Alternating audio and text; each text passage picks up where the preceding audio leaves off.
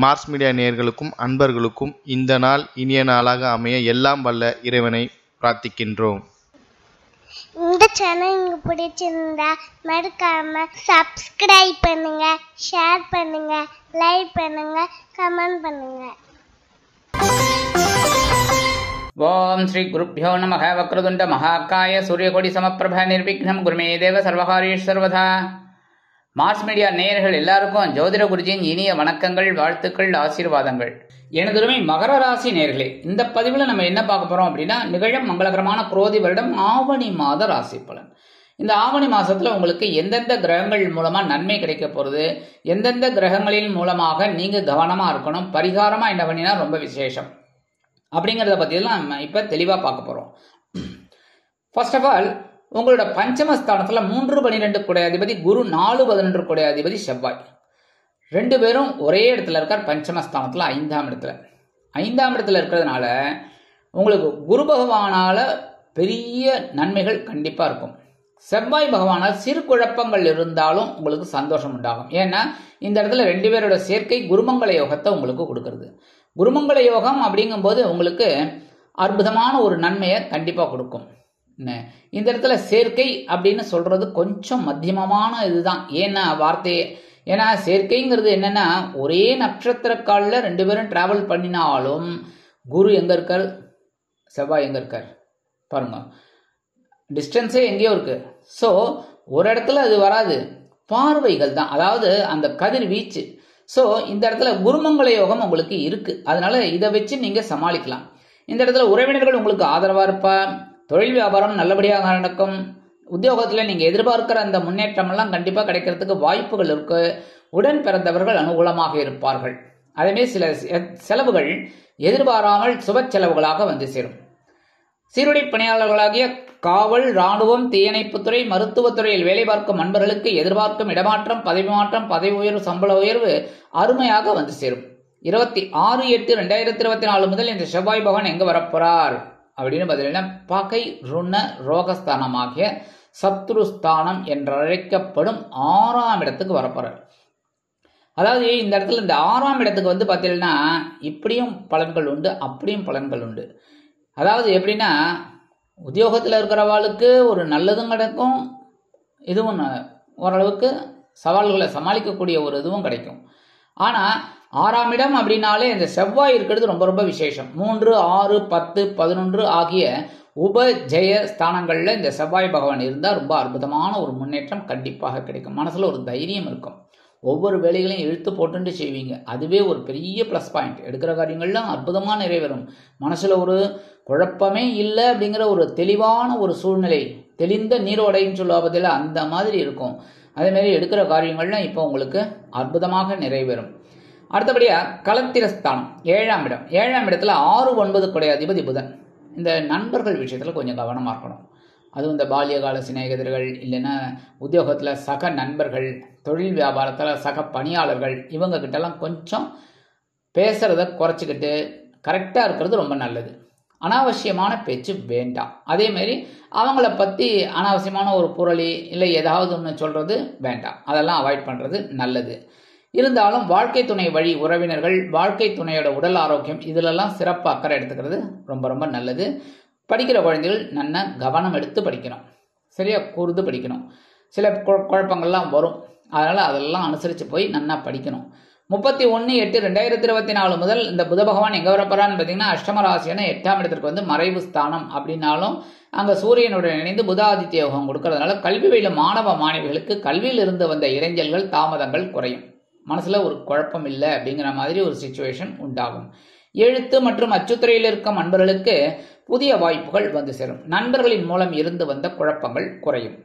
அஷ்டமஸ்தானத்தில் 5-10 குடையாதிபதி சுக்கிரன். 8ஆம் இடத்துல சுக்கிரன் இருக்கிறது ரொம்ப விசேஷம். மறைவு ஸ்தானம் அப்படின்னாலும் லக்ஷ்மிகரம், நல்ல ஒரு முன்னேற்றம் இருக்கும். ஏன்னா சுக்கிரன் இருக்கிறதுனால வருமானம் ஓரளவுக்கு வரும். குழந்தைகளின் மூலம் ஒரு சந்தோஷம் இருக்கும். தொழில் வியாபாரம் உத்தியோகம் எல்லாத்துலேயுமே ஓரளவுக்கு நிம்மதியான ஒரு சூழ்நிலை உங்களுக்கு கண்டிப்பாக இருக்குங்க. சில பேருக்கு விலை உயர்ந்த பொருட்களை வாங்கி மகிழக்கூடிய ஒரு வாய்ப்புகளும் உண்டாகும். எடுக்கிற காரியங்கள் சில பேருக்கு பார்த்தீங்கன்னா ஆன்மீக பயணங்கள் ஏற்படலாம். உடல் ஆரோக்கியம் சிறப்படையும். அதே இடத்துல அஷ்டமாதிபதி சூரிய பகவான் இருக்கார். அஷ்டமஸ்தானத்தில் அஷ்டமாதிபதி சூரிய பகவான் இருக்கார். அவரோட தான் 31ஆம் தேதி புத பகவான் சேர்றார். ஆனால் அது வரைக்கும் சூரியன் தனித்திருந்து உங்களுக்கு சில குழப்பங்களை கொடுக்கலாம். உடல் ஆரோக்கியத்தில், வாழ்க்கை துணை வழி உறவினர்கள், இல்லைனா வாழ்க்கை துணை மூலமாக, இல்லை சில உத்தியோகத்தில் பிரச்சனைகள், தொழில் வியாபாரத்தில் குழப்பங்கள், இதெல்லாம் கொடுக்கலாம். கவனமாக இருக்கிறது ரொம்ப ரொம்ப நல்லது. அதேமாரி இந்த வீடு வாங்கணும், மனை வாங்கணும் அப்படின்னா வில்லங்கம் இல்லாமல் இருக்கான்னு பார்த்து வாங்குறது நல்லது. அதெல்லாம் நீங்கள் வந்து செக் பண்ணணும் கரெக்டாக. ஒரு அட்வொகேட், அதுவும் பெரிய அளவில் முதலீடு பண்ணாலும் சரி, சின்ன அளவில் முதலீடு பண்ணினாலும் சரி. ஏன்னா 100 ரூபாய்க்காக போய் வீடு வாங்க போகிறோம் சொல்லுங்கள்? ஏன்னா எல்லாமே லட்சக்கணக்கில் கோடிக்கணக்கில் தான். அப்படிங்கும்போது நல்லா பார்த்து வாங்குறது ரொம்ப ரொம்ப நல்லதுங்க. 26/8/2024 முதல் இந்த சுக்கிர பகவான் எங்கே வர போகிறான்னு பார்த்தீங்கன்னா பாகிஸ்தானமாக்கி 9ஆம் இடத்துக்கு வந்து நீச்சம் அடைகிறார். ஏன்னா 9ஆம் இடம் அவருக்கு நீச்சம், கன்னிராசி. அப்போ இந்த நேரத்தில் தந்தையாரோட உடல் ஆரோக்கியத்தில் கவனமாக இருக்கிறது நல்லதுங்க. அதேமாரி குழந்தைகள் ஓரளவுக்கு உங்களுக்கு அனுகூலமாக இருப்பார்கள். அப்படின்னாலும் அவங்கள வந்து உங்கள் மேற்பார்வையில் வச்சுக்கிறது நல்லது. தொழில் வியாபாரம் உத்தியோகம் இதிலெல்லாம் கவனமாக இருக்கிறது நல்லது. இந்த விலை உயர்ந்த பொருளை வாங்கணும் அப்படின்னா கடன் வாங்கி வாங்குறத தவிர்க்கிறது நல்லது. உங்ககிட்ட பைசா இருந்தால் வாங்குங்க பார்த்து, இல்லை அப்படின்னா யோசித்து வாங்குங்க. வேணுமா, அவசியமா, அனாவசியமா, அப்புறம் வாங்கலாமா அப்படின்னு. இல்லை வாங்கித்தான் ஆகணும் அப்படின்னா கவனமாக அவங்க கடன் ரொம்ப வாங்காமல், கடன் கழுத்தை நெரிக்காமல் நீங்கள் வாங்கி மகிழறது ரொம்ப நல்லதுங்க. ஆனாலும் பொழுதுபோக்கு அம்சங்களில் நாட்டம் செல்லும். அடுத்தபடியாக பாகிஸ்தானத்தில் கேது, அது ரொம்ப ரொம்ப விசேஷம். தந்தையார் ஆதரவாக இருப்பார், தந்தை வழி உறவினர்கள் ஆதரவாக இருப்பாங்க. நீங்கள் எடுக்கிற காரியங்கள் ஓரளவுக்கு சிறப்பாக இருக்கும், மனசில் ஒரு தைரியம் இருக்கும். உடன் பிறந்த சகோதர சகோதரிகள், மூத்த சகோதர சகோதரிகள் உங்களுக்கு ரொம்ப அனுகூலமாக இருப்பாங்க. பூர்வீக சொத்துக்கள் உங்கள் கைக்கு வரத்துக்கு வாய்ப்புகள் இருக்குது.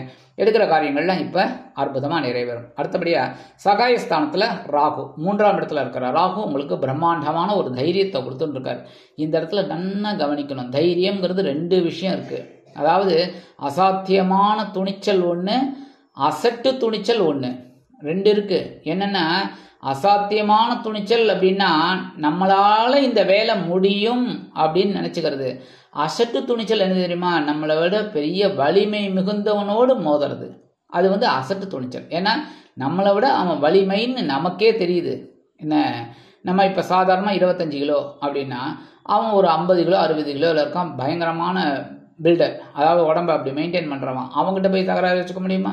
அது மாதிரி நம்ம வந்து அந்த அசட்டு துணிச்சலை தூக்கி எறிஞ்சிட்டு அசாத்தியமான துணிச்சலை மனசில் வளர்த்துக்கணும்.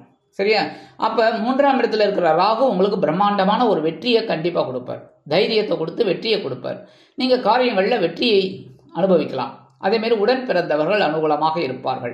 இந்த இடத்துல அரசியல்வாதிகள், மகர ராசியைச் சேர்ந்த அரசியல்வாதிகளுக்கு அற்புதமான ஒரு காலம், முன்னேற்றம் கண்டிப்பாக வந்து சேரும்.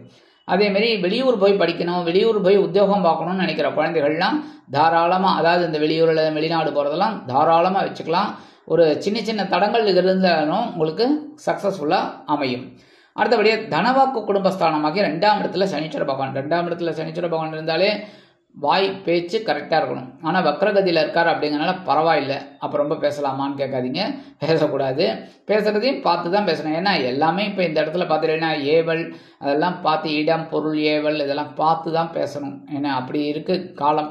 என்ன, யார் யாரை கொல்லுவாங்க, யாரை வெட்டுவாங்கன்னெலாம் தெரியாது. அப்படிப்பட்ட சூழ்நிலையில் நம்ம வந்து பேசுகிற வார்த்தையில் கவனமாக இருக்கிறது ரொம்ப ரொம்ப நல்லது. அனாவசியமான தர்க்கம் வேண்டாம். அதேமாரி வாகன பயணங்கள், அதுக்காக தான் இதை முன்னாடி சொன்னேன் நான் உங்களுக்கு. வாகன பயணங்களில் நீங்கள் சாதாரணமாக போயிட்டு இருப்பீங்க, பின்னாடி வந்தவன் இல்லை சைடில் வந்தவன் உங்களை இடிப்பான், உங்களுக்கு கோபம் வரும். ஏன்னா கரெக்டு, இயற்கை, அது வந்து யாராலையும் தப்புன்னு சொல்ல முடியாது. ஆனால் இந்த இடத்துல நீங்கள் கொஞ்சம் கண்ட்ரோல் யுவர் செல்ஃப், அவ்வளோதான். கண்ட்ரோல் பண்ணிக்கோங்க. என்ன பண்ணுறது, கொஞ்சம் அட்ஜஸ்ட் பண்ணிவிட்டு அப்படியே சரி ரைட்டு. ஏன்னா இப்போல்லாம் நம்ம எதுவும் பேச முடியாது, அதனால் கொஞ்சம் அனுசரித்து போகிறது ரொம்ப ரொம்ப நல்லதுங்க. அதேமாதிரி இந்த தனவரவுங்கிறது கொஞ்சம் தாமதமாக தான் கிடைக்கும். அதாவது 20ஆம் தேதி வருது, 25ஆம் தேதி வரும், சரி வந்துடும். சரியா? அதேமாரி குடும்பத்தில் தேவையில்லாத குழப்பங்கள்லாம் வரலாம். அப்படிங்கிறதுனால அவங்களெல்லாம் அனுசரித்து போகிறது நல்லது. வெளியூர் அல்லது வெளிநாட்டு பயணங்களின் மூலமாக சில திருப்பங்கள் இருந்தாலும் கவனமாக இருப்பது உச்சிதம். சரி, பரிகாரமாக என்ன பண்ணினா ரொம்ப விசேஷம் அப்படின்னா, நவ கிரகங்களில் உள்ள குரு பகவானை வியாழக்கிழமைகளில் நெய் தீபம் ஏற்றியும், சனிக்கிழமைகளில் சனி பகவானை எள் தீபம் ஏற்றி வழிபாடு செய்வதும் உச்சிதம். இந்த மாதிரி பண்ண உங்களுக்கு மனசில் இருக்கிற கவலைகள் சங்கடங்கள் அகன்று சந்தோஷமான ஒரு சூழ்நிலை கண்டிப்பாக அமையும். ஆக இந்த சிறு பரிகாரங்களின் மூலம் ஆவணி மாதம் உங்களுக்கு அற்புதமான ஏற்றம் தரும், மாற்றம் தரும், இனிமைகளை அள்ளித்தரும் மாதமாக அமையும் என்று கூறி விடைபெறுகிறேன். நன்றி, வணக்கம். மீண்டும் ஒரு அருமையான பதிவில் நான் உங்களை மனமகிழ்ச்சியோடு சந்திக்கிறேன். வாழ்த்துக்கள். வாழ்க வளமுடன்.